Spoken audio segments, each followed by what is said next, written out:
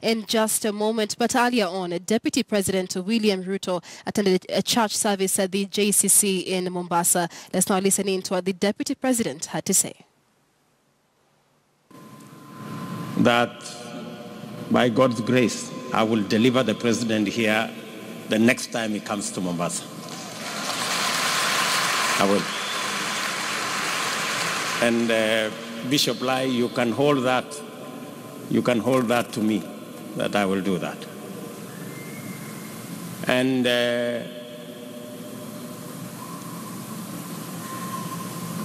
I will let him know that he missed church. He did miss something. He did miss something. It was really something. Lastly, to you, the congregation of JCC, thank you for being a blessing to our country. Thank you for being a blessing to our country. And thank you for standing in the gap for our nation so that God can spare Kenya the threats of violence and confusion, because there are men and women who on their knees stand in the gap for our nation.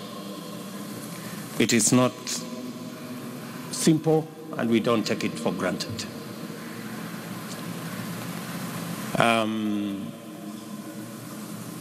It is very refreshing to know that in the midst of everything that is going on in our country, God is still in charge. And that this country will not perish. Because I was reminded yesterday the words of John 3:16. For God so loved the world and gave his only begotten Son, that whoever believes in him shall not perish but have eternal life. And because this is a God-fearing nation, God will not allow our country to perish. In fact, so thank you, Bishop, for speaking to our hearts and to our country. I apologize that we haven't done the road. I apologized. And I want to tell you, in the next 1 week, there will be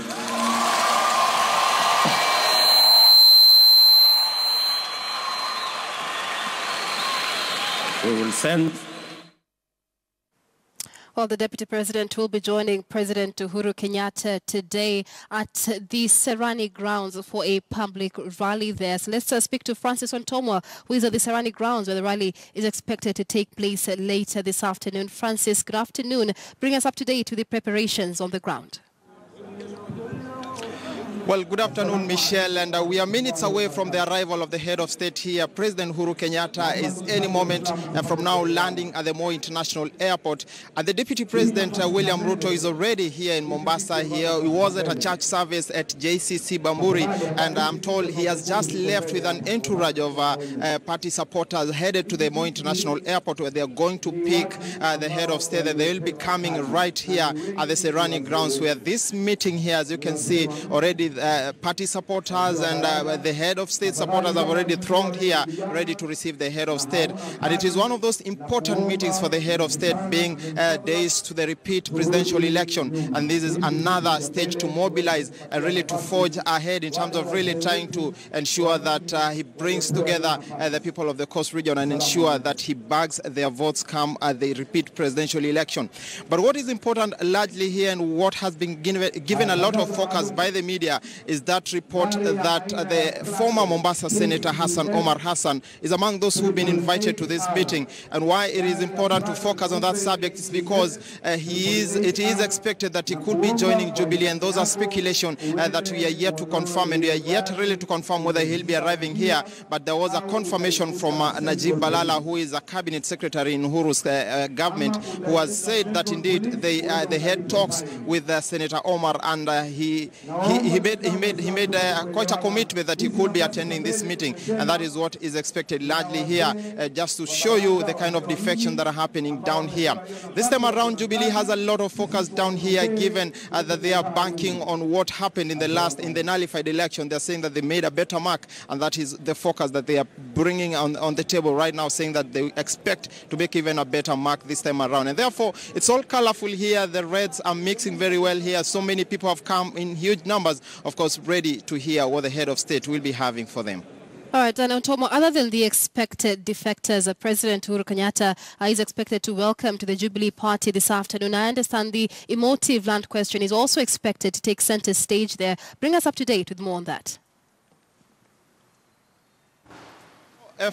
Core activities that will be happening here at the Serrani grounds. The head of state will be issuing title deeds to some community establishments here, and those are community establishments that we've been told have been having issues with land grabbers, and therefore that being one of the entry points that the head of state has been using down here in the coast region, it's quite significant. The question of title deeds is one that has been a top selling point for the Jubilee administration. They have talked to the people of coast here and told them that comparing all the regimes that have gone back, they are the only ones that have made a real commitment to end the vexing land question, and the issuance of title deeds is one of those highlights that will be featuring here.